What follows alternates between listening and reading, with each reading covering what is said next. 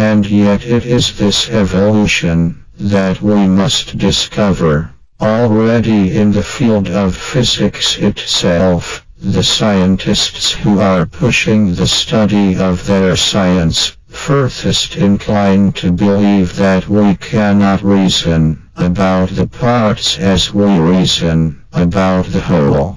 That the same principles are not applicable to the origin and to the end of a progress. That neither creation nor annihilation, for instance, is inadmissible when we are concerned with the constituent corpuscles of the atom.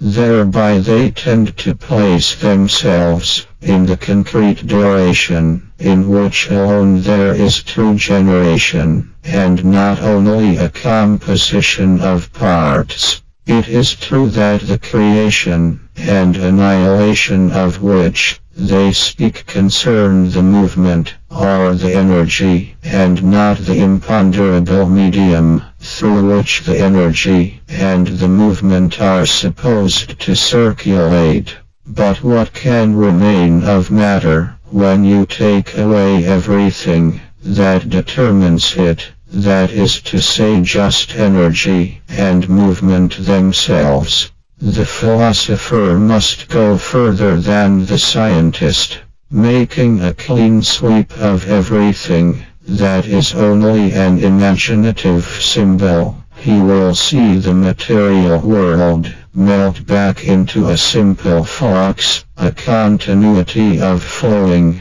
a becoming. And he will thus be prepared to discover real duration there, where it is still more useful to find it in the realm of life and of consciousness. For so far as inert matter is concerned, we may neglect the flowing without committing a serious error. Matter, we have said, is weighted with geometry. And matter, the reality which descends, endures only by its connection with that which ascends. But life and consciousness are this very ascension. When once we have grasped them in their essence, by adopting their movement, we understand how the rest of reality is derived from them.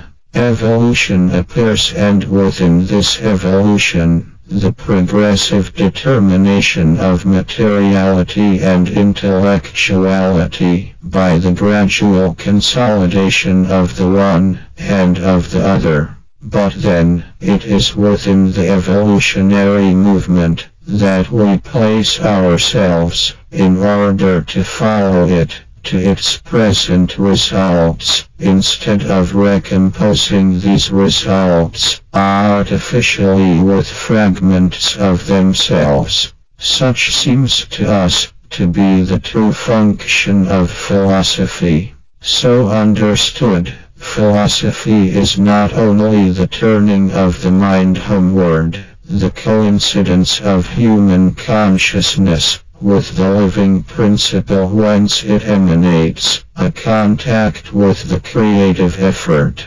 It is the study of becoming in general. It is true evolutionism, and consequently the true continuation of science, provided that we understand by this word a set of truths either experienced or demonstrated, and not a certain new scholasticism that has grown up during the latter half of the 19th century around the physics of Galileo, as the old scholasticism grew up around Aristotle.